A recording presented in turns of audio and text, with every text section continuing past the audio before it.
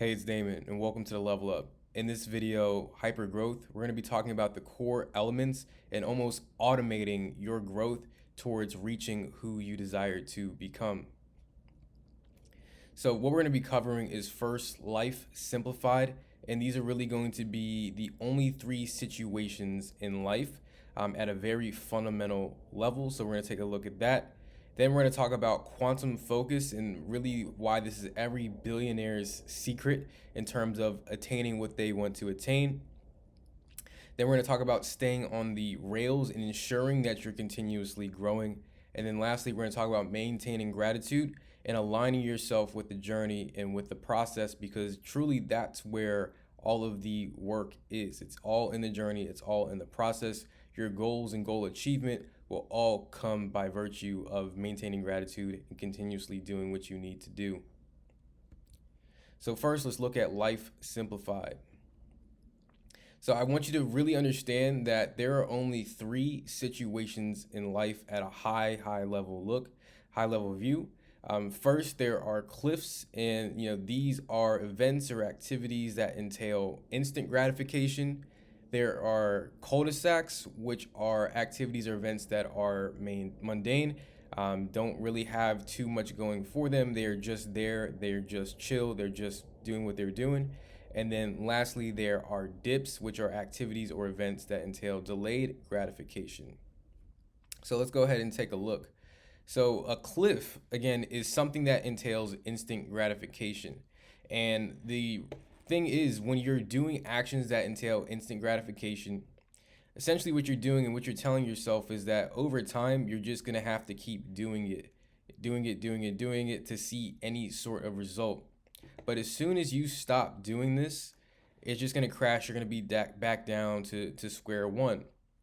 So if you look at things such as excessive social media use, where you feel like you're going to see something new, you're going to keep scrolling on your social media feed, or whatever the case may be, you think that if you keep doing this thing over and over and over again, you're finally going to see something new, something's finally going to change. But the reality is, as soon as you're done using it, it's pretty much you're back at square one, like nothing actually changed.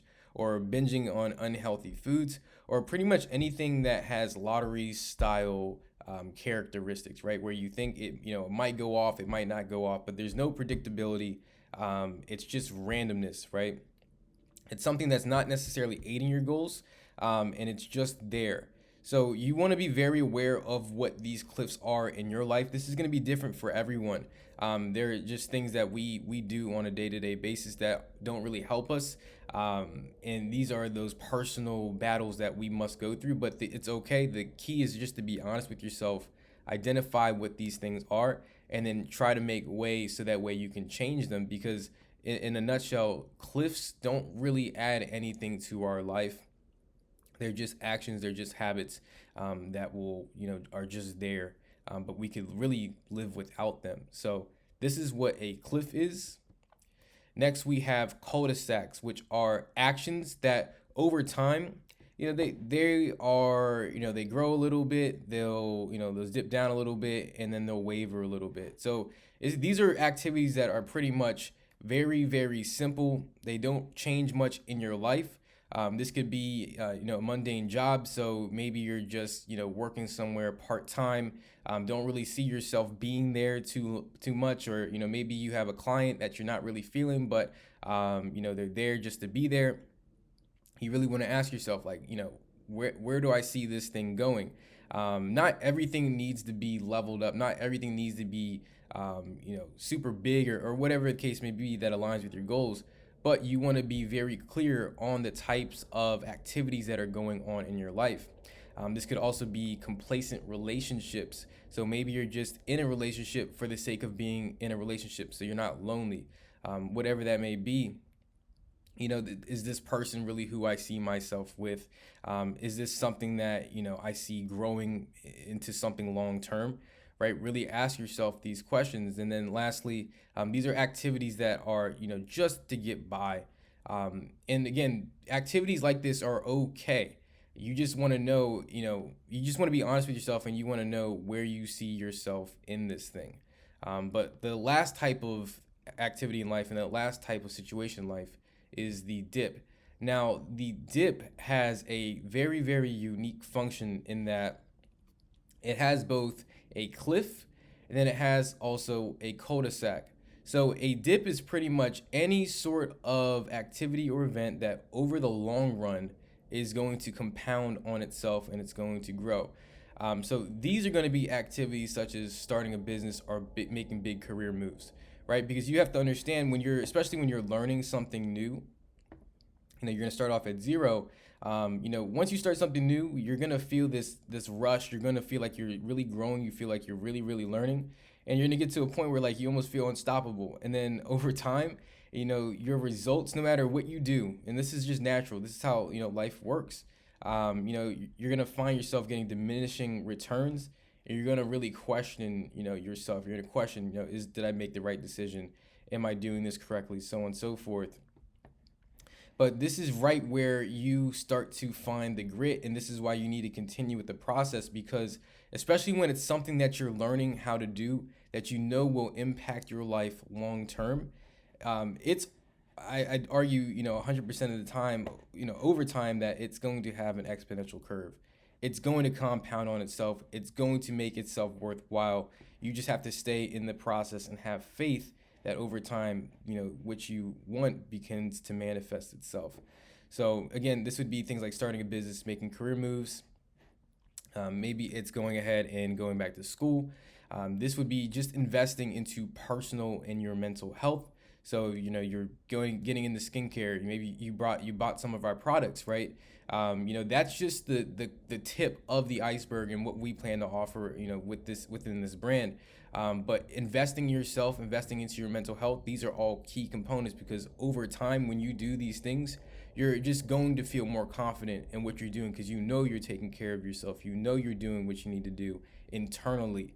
And then also an example would be developing meaningful relationships. And this doesn't need to be just with the significant other. This could also be, really, good friends, good quality friends that you see yourself growing with over time, learning with, so on and so forth. So these are all activities, again, that take time to build and grow, but in the long run, they all pay off. So now let's talk about quantum focus. So really, this is the tool of the masters. If you ask Bill Gates, if you ask Warren Buffett, if you ask Jeff Bezos, these are very successful businessmen, billionaires, just really focused on building what they loved to do when they were a kid, especially Warren Buffett. Especially Bill Gates, just growing up, being into computers and just going deep into that work. He was able to crank out a lot of stuff. So the key really here with focus is being able to remove distractions. And this is applying the 80-20 principle to activities in your life. So we looked at these different types of activities that are against our goals, and then we looked at activities that work towards our goals. If you're spending 80% of your time working towards your goals, you're there. You're going to achieve what you want to achieve, and you could spend the rest 20%, doing whatever you want for the most part, as long as it doesn't impede too much on your growth. Understand that if you just remove what's unnecessary from your goals for most of the time, you can achieve what you want most of the time. So after you remove your distractions, it's then about creating these clear objectives, and this is really defining your goals for a period of time. And that's why we looked at setting your goals in terms of 10-year goals, 1-year goals, and then 3-month goals. So that way you are very clear and you know exactly what needs to be accomplished in order to, again, accomplish and achieve your goals. And then lastly, staying consistent with the movement. And this is just taking daily action in line with your goals. So we went ahead and did those 10-year goals. We broke that down into a 1-year goal. And then we have our very actionable 3-month goals that we can accomplish within that. So the key really is every single day to work towards those 3-month goals and see how that compounds over time. Because again, if we look at where our energy can go, if it's going in a whole bunch of different directions, it's just not going to move. Versus if we just focus on one core thing and we, have a little bit of fun on the side as well, we'll be able to grow in a lot more sustainable manner and also much more efficient manner. So I want you to really get this in your head right now that you cannot force focus. Do not force focus. The best way to focus is just to remove what distracts you. So I know with myself, when I was younger, I would be on social media a lot. I'd watch a lot of YouTube. I'd be on Instagram, just looking at models and chicks and stuff like that, right?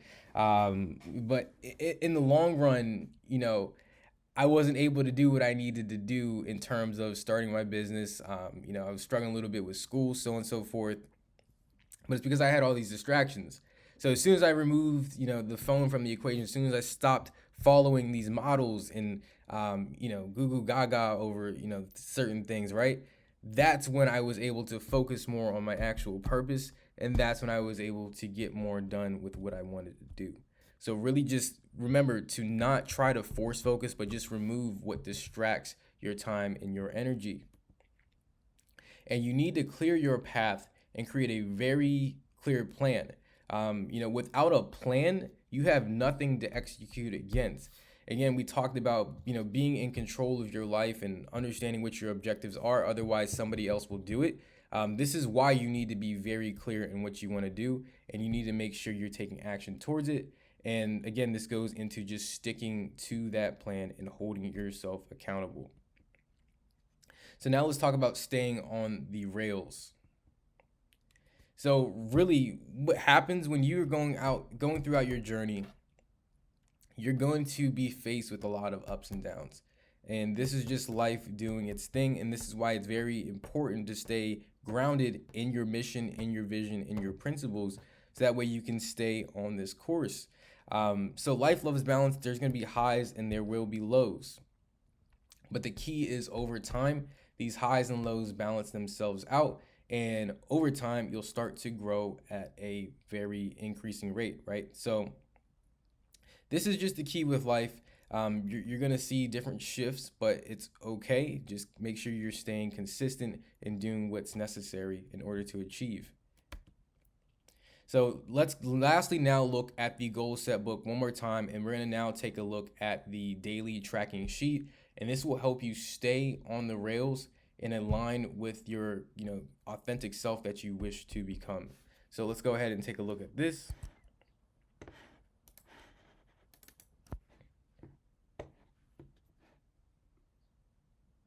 So I'm going to scroll down here to the bottom, and this is that habit tracking sheet.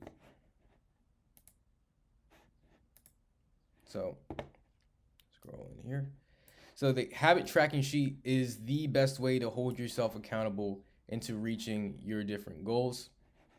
Specifically, we're going to look at this 3-month goal and making sure that you're doing what's necessary. So how this works is every single day, you're going to document, what the day is, the time you're waking up. Did you read your goal set? Did you go through your goals did you go through your goals in that morning? Did you review what you're actually about, what your purpose is? Then we're going to get into making sure that you did your journal. So I'll show you that next.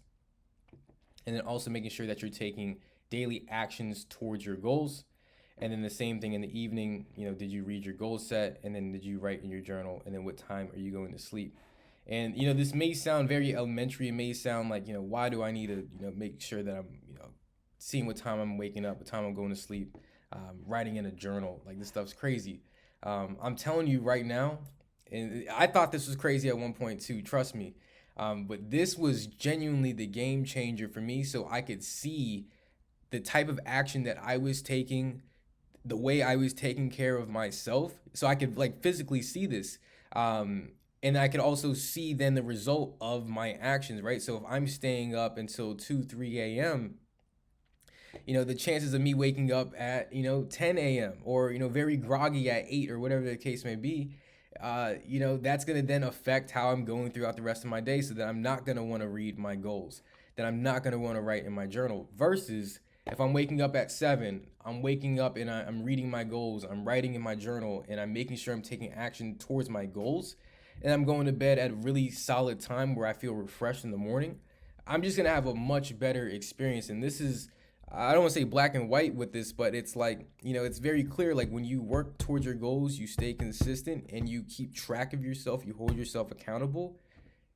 It's almost impossible to not do what you want to do, just straight up. So this is what this whole habit tracking is.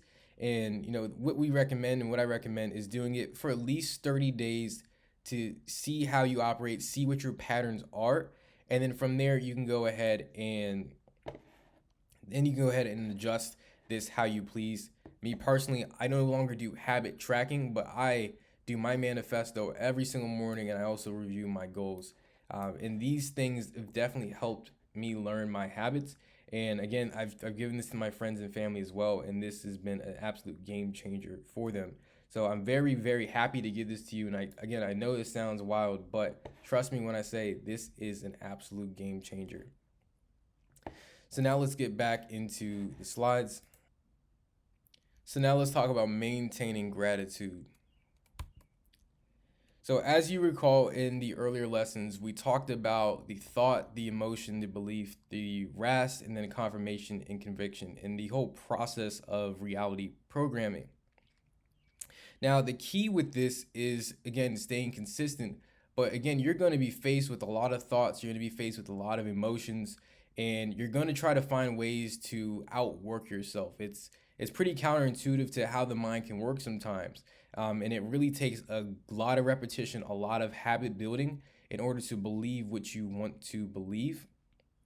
So this is why maintaining gratitude and reflecting on who you were before, who you're trying to become, and what you're doing on a day-to-day basis can really come in handy and really just keep you on track towards achieving what you wish to achieve.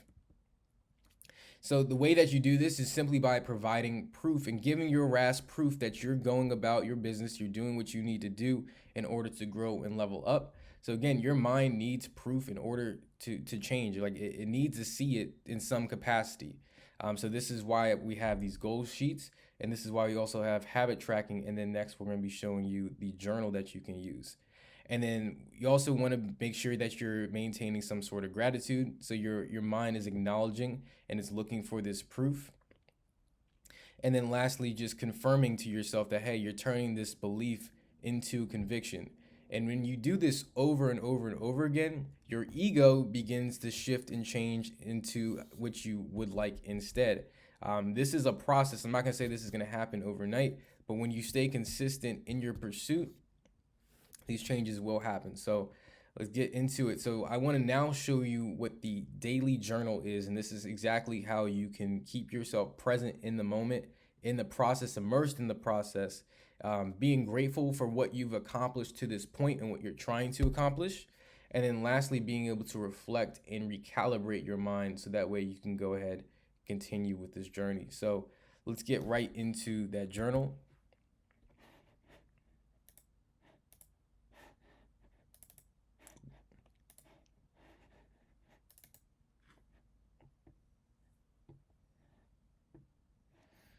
Right, so your daily journal.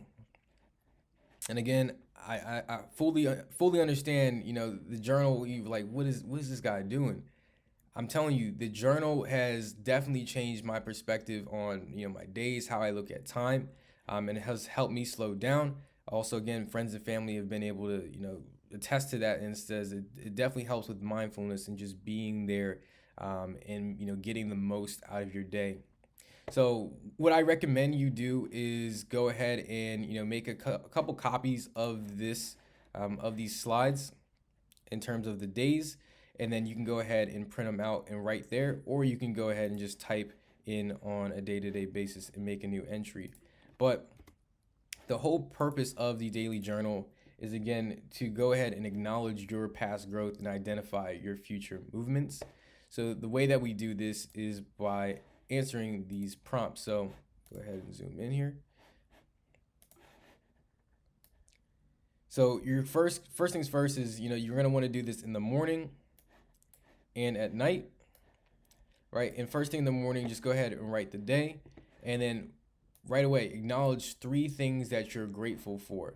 This could be that I'm grateful for my friends and family. This could be grateful for, my career. This could be grateful for the fact that I'm working on some sort of activity, right? You want to be you want to acknowledge what you have, and then what you can do in your day to day. You want to you want to acknowledge your health, and then after you acknowledge what you're grateful for, what you want to then do is, what would make today worthwhile, and document this. Now, what would make today worthwhile is going to align with your goals. So if you know there's a direct action that you need to make in order to reach your 3 month goals, you need to write this down. This is how you will hold yourself accountable, because if you're going ahead in the evening and you're writing down, you're doing your reflection, the three amazing things that happened today, and you're not writing down what these things were, you're not doing what's necessary to achieve your goals. This is point blank simple in terms of how this works. So again, in the morning, you're writing what you're grateful for and what you need to accomplish for the day that align with your goals. And then in the evening, you're writing down the fact that you went ahead and did those three different activities. And if you didn't, you're not on the rails. And if you did, you are very much on the rails. And then lastly, write down a confirmation. And this can be aligning with your goals, but really just, identify and reflect on the day that, hey, I'm becoming who I want to become. And this is very, very simple again, but this makes a very big difference in just the way you take yourself, right? You'll take yourself way more seriously about doing what you want to do. And again, in order to level up.